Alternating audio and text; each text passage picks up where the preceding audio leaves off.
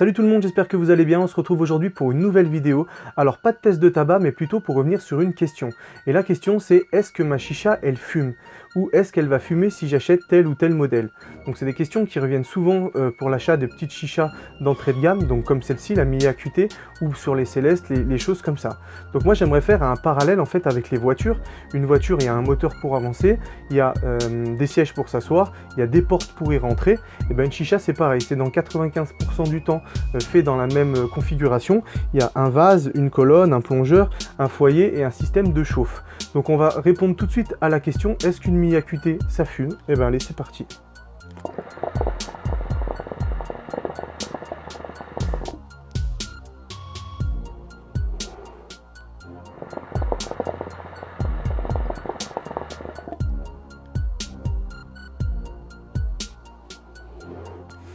Donc, ben voilà, vous voyez la fumée que ça fait, hein, je ne l'ai pas inventé, je ne l'ai pas sorti de mon chapeau.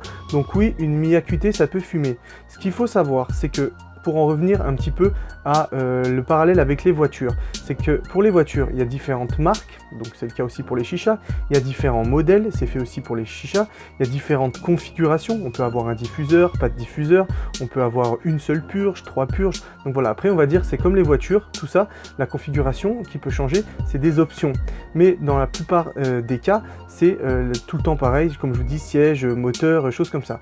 Ce qui va faire surtout la différence, c'est votre préparation. Si vous avez bien préparé le tabac qui est dans votre foyer, hein, si je vais faire des exemples, par exemple, est-ce que vous avez bien recoupé votre tabac avant de le mettre? Est-ce qu'il est trop sec? Est-ce qu'il est peut-être trop humide? Est-ce que vous l'avez bien aéré? Sinon aussi on peut jongler avec le système de chauffe, hein, c'est aussi important. Est-ce que je gère bien ma chauffe? Est-ce que j'ai pas assez mis de charbon?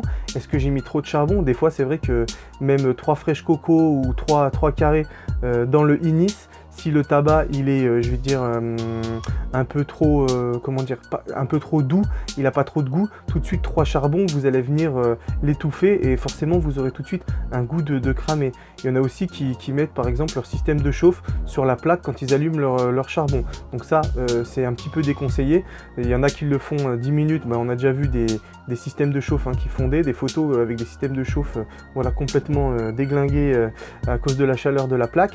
Donc moi je le fais des fois, ça m'arrive, mais c'est vraiment 30 secondes, 1 minute, je pense même que ça sert à rien.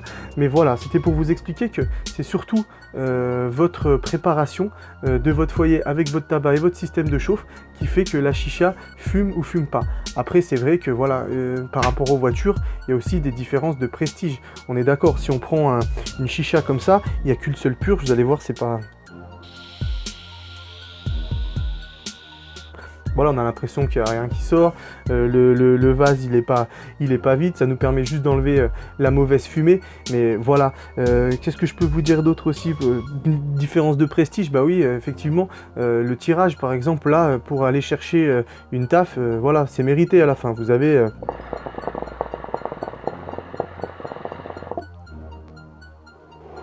c'est pas fluide du tout, il n'y a pas de diffuseur, donc voilà, c'est vrai que sur des chichas d'entrée de gamme, il y a des défauts forcément, hein, puisque le prix est plus bas que si on achète, j'en sais rien, moi, une MIG à 400 €, forcément il y a des petites différences, on peut pas avoir les mêmes prestations à 30 € ou 40 € qu'à 400 €.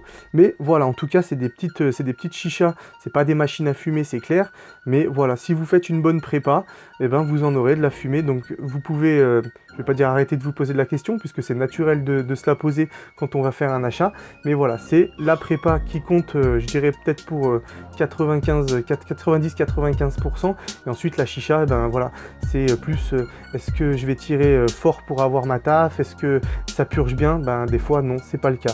Voilà, j'espère que cette petite vidéo explication vous aura plu, c'est la première que je crois que je fais dans le style, donc voilà, n'hésitez pas à commenter si j'ai pas été complet, si vous avez besoin de plus d'explications, et ben avec plaisir que je vous répondrai, j'essaye d'être assez réactif sur les commentaires.